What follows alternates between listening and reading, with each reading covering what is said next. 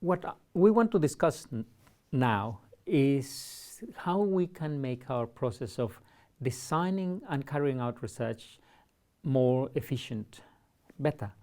When we have been working with researchers about this, we've been noticing that normally the process of thinking about research starts, and planning research starts by selecting a method, designing the research process, going to collect data, analyzing the data, and writing up the report. And this is a pretty standard sequence of steps that we all are familiar with. And it's one that works well for well-rehearsed processes that have standard protocols, and for research that is carried out under fairly controlled conditions and often for routine procedures. The problem is that a lot of the research that we do does not have those characteristics because it has to do with researching in conditions that are complex. So it is not paying well. Our efforts are not yielding efficient processes, and what we started doing was changing the way that we think about the research.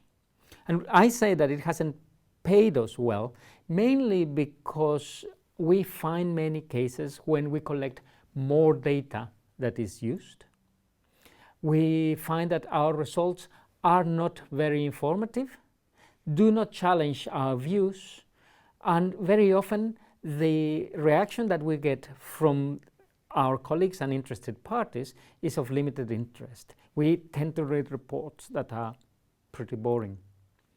And sometimes we don't even collect all the information that is needed to achieve our research objectives. So here is a possible solution. We think we need to challenge the sequence that we use to think about the research process. And with that, we are changing the logic.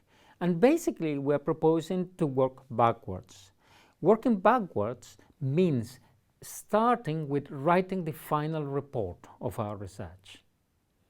Then, as a second step, we would select appropriate approaches or mixes of approaches to go and do the third stage, which is the data collection. Then we can start processing the data that will generate the information that we need in our research. The fifth step will be to compare the evidence that we have collected with the report that we wrote originally. And finally, as a sixth step, we analyze these results. And I want to talk more about this process because it doesn't seem quite obvious to many people that we work with. There are some benefits that come from writing the report ahead of time. The first one is that we are forced to define ahead of doing the field work what are the final products of the research activity. And that needs to be done with a high level of specificity because we are writing it.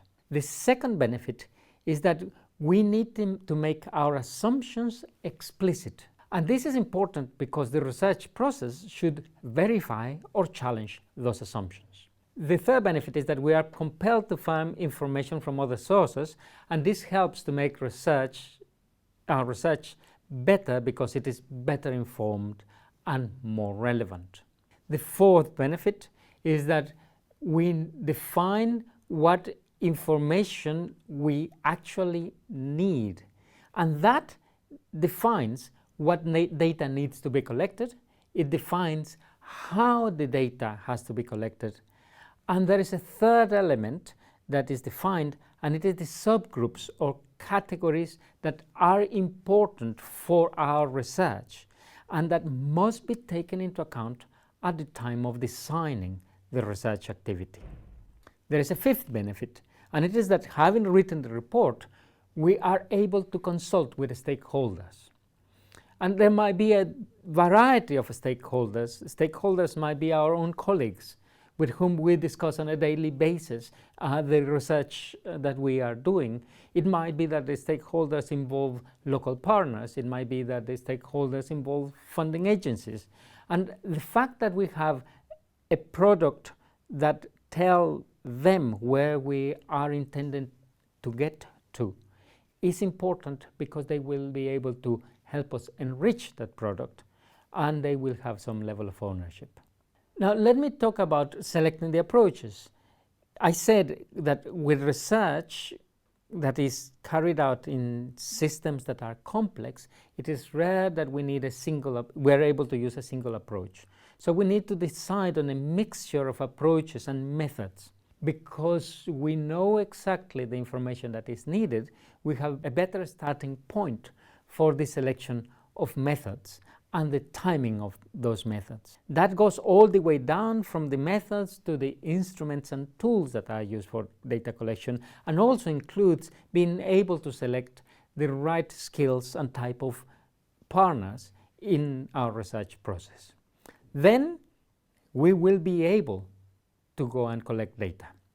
And that's fun. That's what we do and really have loads of experience doing. Then with that data, we can come back and process the data to convert it into information. And that is when we put the information usually on computers and start producing outputs and start producing tables, graphs, models, or sometimes, if it is not numerical information, is processed through methods that have to do with social sciences. And that's fine. That's the process of converting data into information. Information is what we're going to use for the analysis of our research.